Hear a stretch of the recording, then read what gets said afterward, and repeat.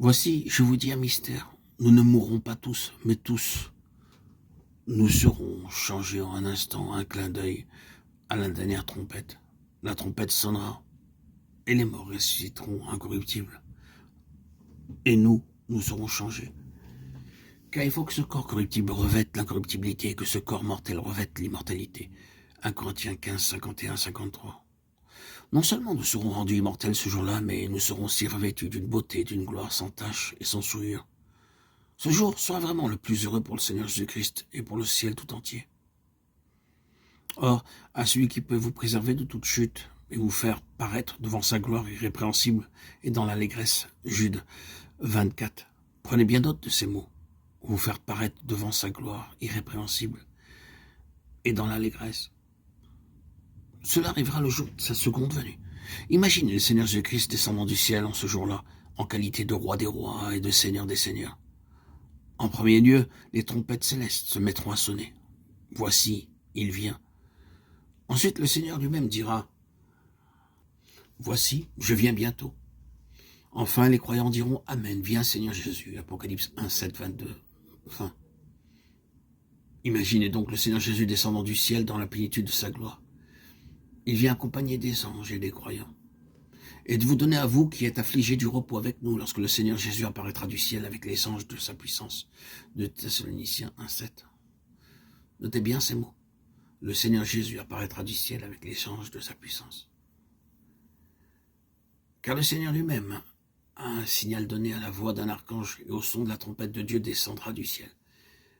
Et les morts en Christ ressusciteront premièrement. Ensuite, nous les vivants qui serons restés, nous serons tous ensemble enlevés avec eux sur des nuées à la rencontre du Seigneur dans les airs. Et ainsi, nous serons toujours avec le Seigneur. 1 Thessaloniciens 4, 16, 17.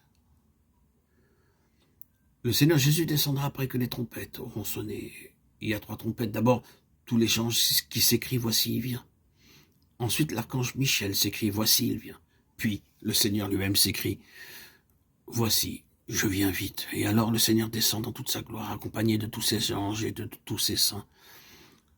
Ceux qui sont endormis en lui seront ramenés par lui. Ceux qui sont vivants sur la terre lors de sa venue seront soudainement enlevés auprès de lui, avec un corps immortel. Et en le voyant tout à coup face à face, ils seront transformés à son image. Tous ensemble, ils rencontreront le Seigneur dans les airs. Ce rassemblement aura lieu dans les airs. Imaginez maintenant le Seigneur Jésus-Christ au milieu, d'un côté tous les anges, de l'autre côté les croyants, et le Seigneur Jésus nous présentant l'un après l'autre devant les anges. Il dira, mes chers anges, j'aimerais vous présenter un tel en provenance de Paris. Voyez-vous, en cette personne, la moindre souillure, la plus petite imperfection. Regardez-la de la tête aux pieds, par devant, par derrière, par en haut et par en bas. Voyez-vous quoi que ce soit de répréhensible en cette personne? Quelle faute? Quelle ride? Alors les anges regarderont de tous les côtés et répondront, non Seigneur, nous ne voyons rien de répréhensible ni aucune faute dans cette personne.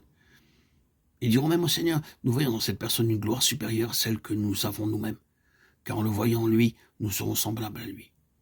Il nous donne sa propre beauté, sa propre gloire, sa propre majesté.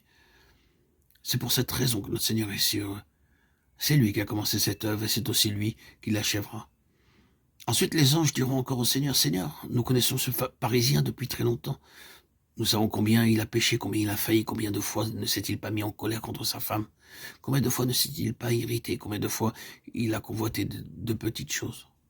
Comment se peut-il qu'une telle personne qui a accumulé tant de fautes puisse être maintenant si belle et si glorieuse, même plus belle et plus glorieuse que nous-mêmes? Et le Seigneur répondra, c'est par ma grâce et à cause de mon sang qu'il est ce qu'il est. Par la grâce de Dieu, je suis ce que je suis, et sa grâce envers moi n'a pas été vaine. Loin de là, j'ai travaillé plus que tous. Non pas moi toutefois, mais la grâce de Dieu qui est avec moi. 1 Corinthiens 15, 10.